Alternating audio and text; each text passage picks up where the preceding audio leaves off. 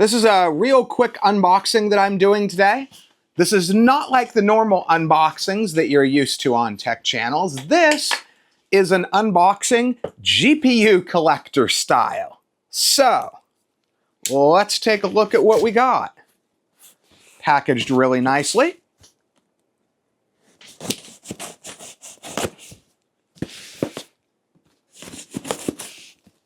I'm trying to get back to ordering, I don't know, 3 or 4 GPUs a week, if possible.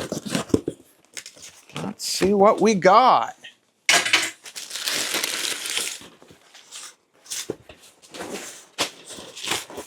They're packaged okay.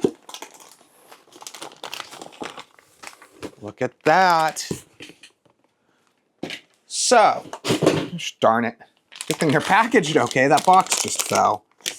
Okay, so what we have here are a pair of Gigabyte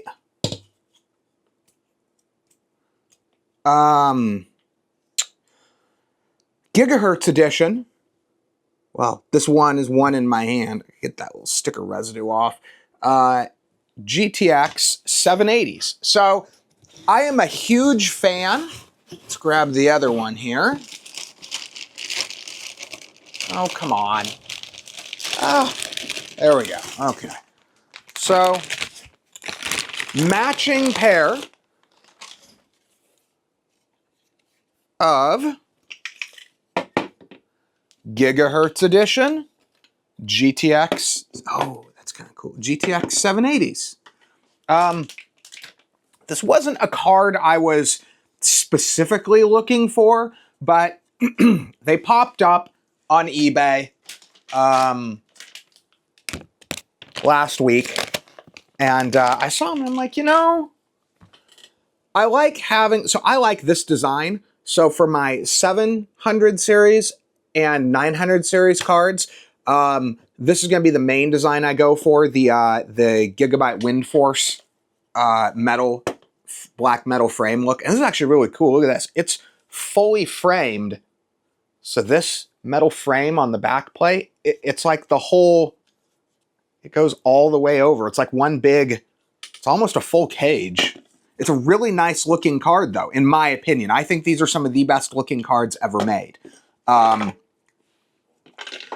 going to get some special edition cards. I'm working on maybe a pair of 980 Kingpins right now, but for the majority of my 700 and 800 series cards, I'm going, or I'm not 800, 700 and 900 series. I'm going to go with the Gigabyte Wiindforce cards.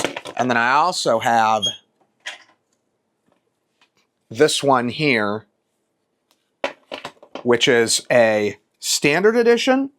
I think in theory I could 3-way SLI them and it would match them all to the performance of this one, even though these ones are faster. I don't think I'll do that though. I'm thinking SLI, because that's what I got these for. I did buy them because cards that support SLI, because I collect, I mean, I probably have 100 GPUs at this point, but anything that supports either SLI or Crossfire, I want a matched pair, which is really getting kind of crazy. I had originally said to myself, hey, I want one at least of every flagship and sub-flagship. So you're talking GTX 780, GTX 770. You're talking R9 295X, R9 280X. That's what I originally wanted. And then I started getting ones that were, and thinking, you know, I could do Crossfire and SLI testing. So I was like, I guess I'm gonna go for 2 of every card. These I may try to get 3 or 4 of. If I see another pair or any more of these Gigahertz Edition 780s, I know I've seen a number of people that have done 680 4-way SLI builds. I'd like to do, how cool would it be to have 4 of these lined up SLI? Too bad you couldn't get each of them to be like that much distance. That'd be pretty cool. That would look really rad. And it's too bad these ones don't light up. I think the GTX 980 version of this card lights up in blue. On I think they light up in blue. I think the Wiindforce, they don't have this. I'm not a huge fan of this facade things that stick us up. I think it would look classier if it didn't have that. And I think they got rid of this in the 900 series. But I believe the Wiindforce is on the top on the 900 and it lights up in blue, if I remember right. So, but anyway, just a quick unboxing and just showing you guys some of the GPUs that I'm getting. I don't actually even know if these work yet. I mean, he said they work. They were advertised as working, so I'm assuming they work. For anyone that wonders, I did pay $100 shipped for the pair.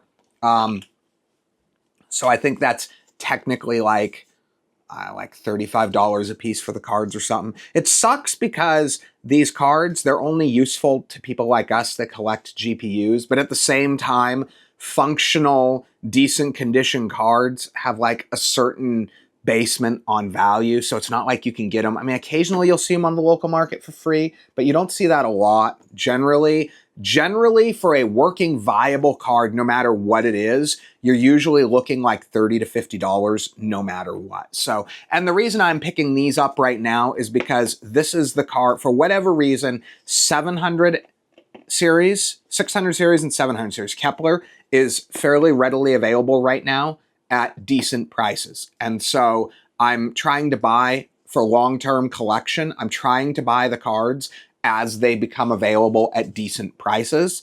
Like some of the cards, like GTX, like 8800 Ultras, those cards, those go for $250 or something.